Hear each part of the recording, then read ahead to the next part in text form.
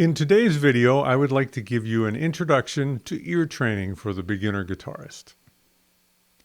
This particular skill is what I consider to be the most neglected skill when it comes to beginners in particular, and the one that can really help you to have the most fun in the long term, in my experience.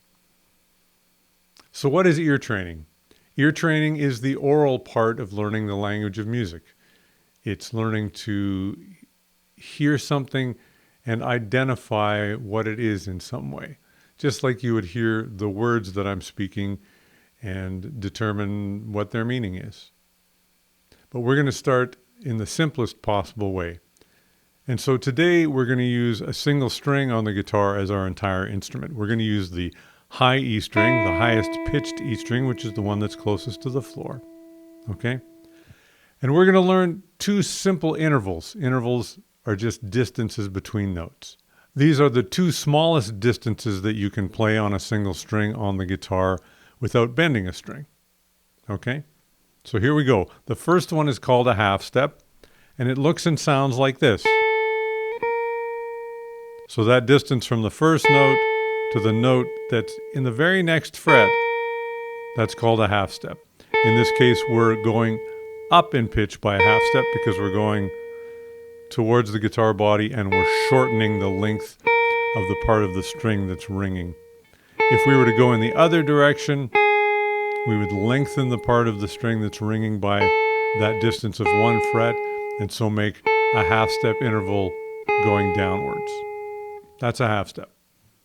There is one other way that a half step can look on a single string, and it's simply this: from the open string to the first fret. That's the same distance as would be from fret to fret, okay? Now, the second interval that we need to deal with is called a whole step, and it's simply a combination of two half steps. So if we're on a note and we want to go up in pitch a whole step, we simply move two frets closer to the body.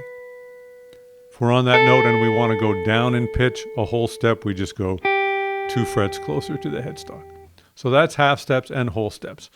Now the same thing goes for the open string with the whole step as it did for the half step. But this time, instead of being a single fret or to the first fret, this time we're going to move from the open string to the second fret. So that's our distance of two frets, 1, 2. So we can go up or we can go down in pitch there. And also, all of those different things are whole steps. So I'd like to go through this little fun imagination activity with you now, which will hopefully deepen your sense of how these two different intervals differ from one another. Here we go. So imagine you're watching a movie, and the music that I'm going to play is going to be the music behind the scene of the movie. With your eyes closed, I want you to imagine what's going on in that scene. And even more important than what's going on, how is that scene making you feel? Okay, so here we go. Close your eyes, listen to this music, and imagine what you're feeling and what you're seeing in the scene of the movie.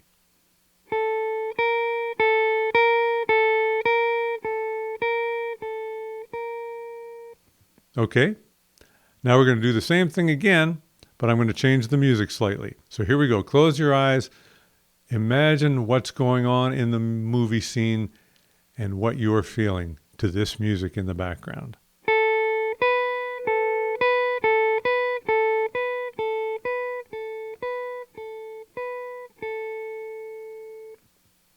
Now, was there a difference between those two scenes? If not, that's okay. But most likely you will perceive that there was a little bit of a different emotional quality between those two. Now, what I want you to do right now is I want you to pause this video and come up with your answers. How did the first scene make you feel? How did the second scene make you feel? And then when you're ready and you have your answers, I want you to start the video again so you can hear what my answers are. Okay, so you've come up with your own answers for these two movie scenes. Now let me give you my take on how these intervals affect me and how I've come to learn that they affect many other people as well. So when I hear music that's a half step like that, that interval itself makes me think sort of scary or creepy or mysterious. Okay, so that's one possible way to perceive that. Now, when I hear a whole step, first of all, I just hear it as less scary or creepy or mysterious, or maybe a little bit happier, a little bit more neutral. Okay, there are a multitude of ways that you can perceive these things, but I've found over time that people generally kind of experience these things in similar categories of feeling. Now, if you experience it very differently, that's okay. The most important thing for our purposes today is that you experience some difference between those two intervals, between the half step and the whole step.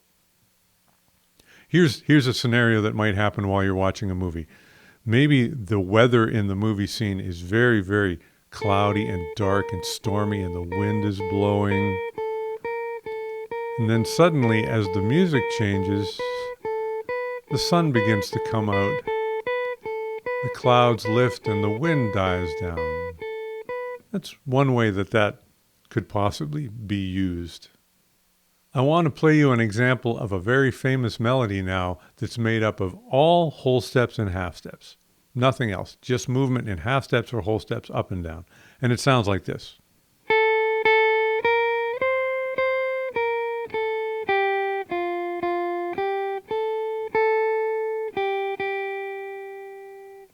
Right, you may recognize that as Ode to Joy from Beethoven's Fifth Symphony. Now that you've done a little bit of ear training, you may well be able to find that melody on your own by ear a little bit more quickly, especially knowing that you've only got two choices, up or down, and only two choices in terms of distance, half step or whole step.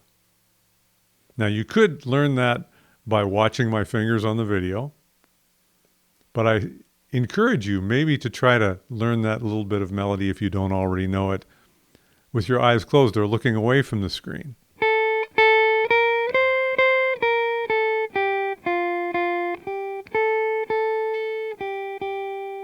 Try that and see if this little experience of whole steps and half steps has helped you to do that.